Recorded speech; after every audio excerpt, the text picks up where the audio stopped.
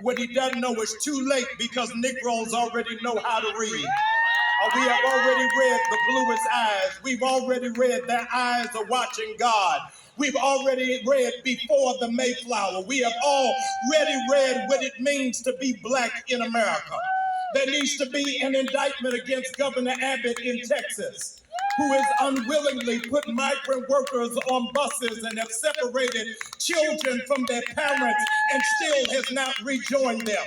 If he wants to put somebody on a bus, it should be Ted Cruz, who has been putting black and brown people under the bus.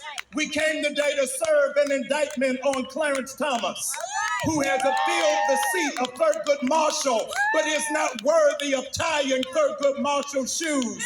And his wife is an unindicted co-conspirator on what took place on January 6th. I came to serve an indictment.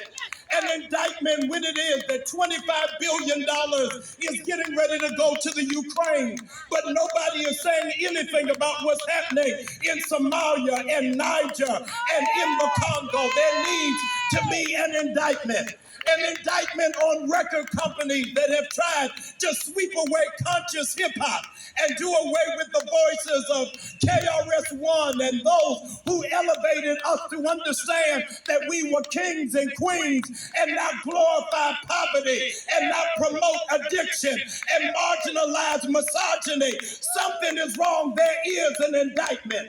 An indictment on churches that are silent, but they speak in tongues, but don't speak truth to power. Amen. An indictment to churches that only give out communion, but do not feed those who are living in food deserts. Amen. An indictment of those who have multi-million-dollar buildings, but close a blind eye to those who do not have a standard of living. There has got to be an indictment.